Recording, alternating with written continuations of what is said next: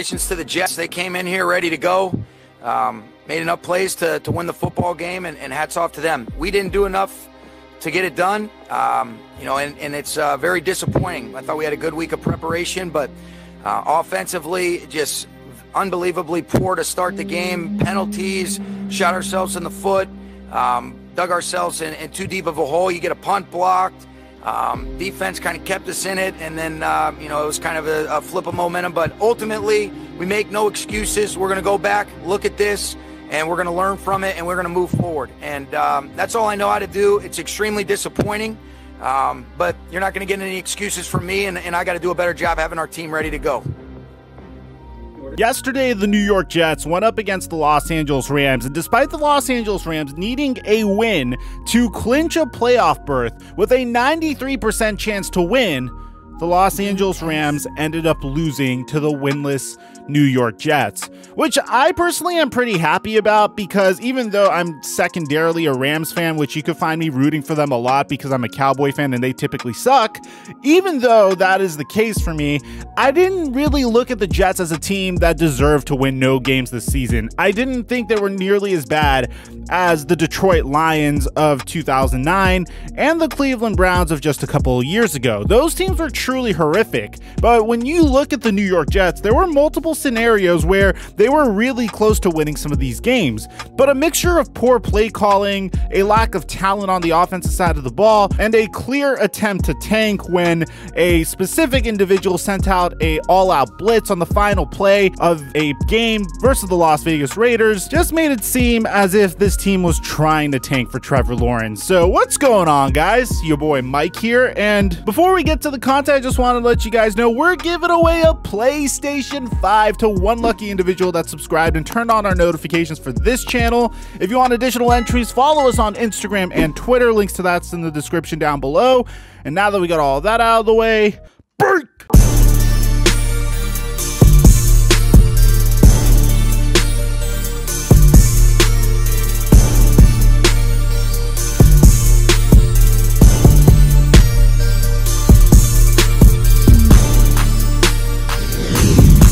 Mic check 1 2 1 2. What's going on, everybody?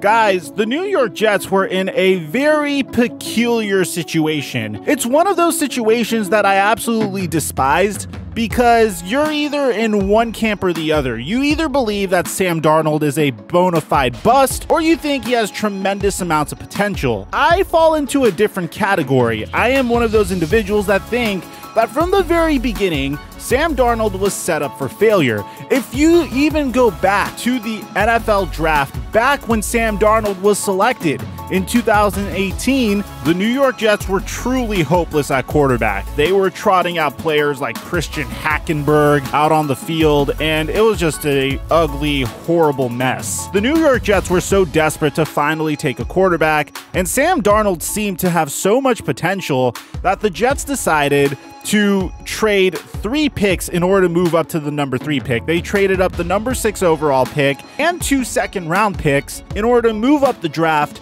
and select Sam Darnold. And they traded with the Indianapolis Colts. Now, I'll tell you what drives me a little crazy about this. If you go back to that draft, the only other team that could have potentially drafted another quarterback or drafted Sam Darnold was the Denver Broncos. Even furthermore, if Sam Darnold was off of the board by the number 6 pick, the backup plans for Sam Darnold weren't necessarily so bad. You had the small school prospect version of him in Josh Allen, who essentially was Sam Darnold, though he came out of a much smaller school and seemed significantly more raw, but possessed the same type of arm strength and pretty much had the same problems as Darnold did. And he was available with the number 7 overall pick to the Buffalo Bills. But even on top of that, Josh Rosen wouldn't have been that bad of a backup plan either, because he was considered to be the safe pick at the quarterback position during that draft. Was giving up 2 second-round picks really that worth it to begin with for the New York Jets to make sure that they got Sam Darnold? Well, back in that time,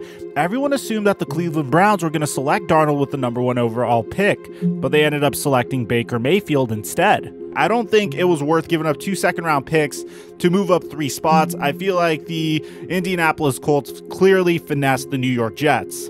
So the New York Jets pretty much went into the season with a horrible roster, went into each and every season with a roster that was subpar, that was still developing around Sam Darnold, and Sam Darnold's statistics clearly reflected that. When your best receiver throughout your entire career are players like Jamison Crowder and Robbie Anderson, and your best tight end throughout your entire career is Chris Herndon. Your top offensive weapon is a Le'Veon Bell that held out for an entire season but is playing behind a very subpar offensive line. Clearly, you're being set up for failure. And I feel like ultimately that showed this past season, where the New York Jets essentially went winless for a tremendous amount of time until they beat the Los Angeles Rams. So it's very interesting because the New York Jets are placed in this situation where they have to pick between trying to continue to develop Sam Darnold, although it doesn't seem to be that promising. But in reality, I do believe he never really had the opportunity to succeed.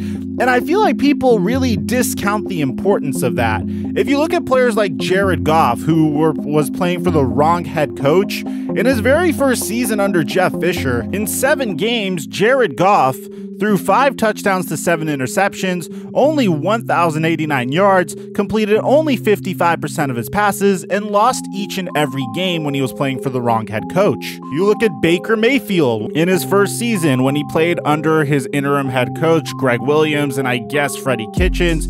He threw 27 touchdowns to 14 interceptions, completed 64% of his passes. When it was clear that Freddie Kitchens wasn't the right head coach for him in his sophomore year, he regressed a little bit and only completed 59% of his passes and threw nearly the equal amount of touchdowns to interceptions. And then this past season, at the time of this video, he's only thrown single-digit interceptions and 25 touchdowns and has his career highest completion percentage under Kevin Stefanski. So I hate using this argument and the narrative that a player hasn't been given the opportunity to succeed, but in cases like this, it seems as though Sam Darnold really wasn't given the slightest chance to succeed. But you see, Sam Darnold was very close to being placed in a scenario that his fellow quarterback draft classmate Josh Rosen has faced.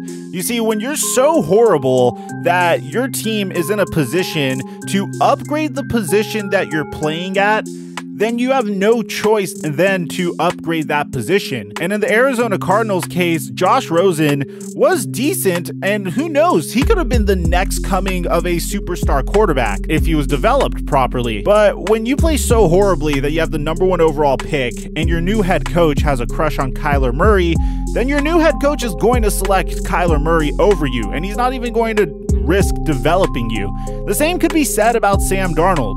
If you play well enough to the point where your front office can't select the most transcendent quarterback prospect since Andrew Luck, whose career probably would have a similar fate as Andrew Luck, then it doesn't matter how much potential you have. For all you know, Sam Darnold could be the next coming of Patrick Mahomes or Brett Favre if he's placed in the right situation. But if Trevor Lawrence is there, then you have no choice but to take him. And that's why I'm pretty happy for Sam Darnold here, because I tweeted this out yesterday.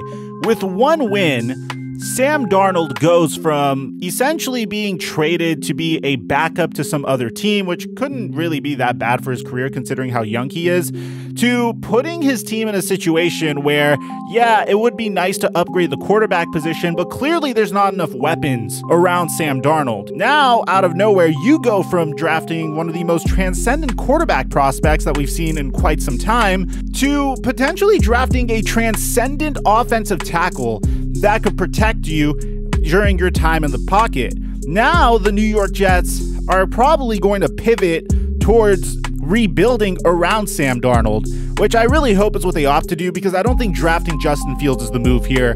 When you've given up that much capital to secure the guy that you think is the future, you need to give him enough time to the point where you're putting good pieces around him. You see, Sam Darnold and Mitchell Trubisky differ in one aspect. Mitchell Trubisky was given a good running game, great wide receivers, a solid head coach that does have a decent ability to game plan around him, and a remarkable defense. He has been given multiple opportunities to succeed. Sam Darnold was never given any of that, and this offseason would be his first opportunity to get such a thing. The New York Jets have 2 first-round picks this offseason. They have a single second-round pick, and they have 2 third-round picks. And the first-round pick and the third-round pick comes from the Jamal Adams trade. The Jets could easily, if they hit on these 2 picks and select Penei Sewell and potentially a wide receiver such as Amari Rodgers, then you get rid of your current head coach, get rid of Adam Gase, potentially bring in a head coach like Eric Bieniemy that actually knows how to create a good offense around a quarterback who has history working with strong-armed QBs that might be a little turnover prone. And then you give Sam Darnold a season or 2, because after all, you did invest a tremendous amount of capital in getting him in the first place. I feel like that is a roadmap that I personally, as an NFL fan, am more comfortable with. I understand New York Jets fans are disappointed when the next great quarterback prospect is potentially there for you to take. Obviously, that's a little bit more ideal than building around a player that so far hasn't delivered up until his potential.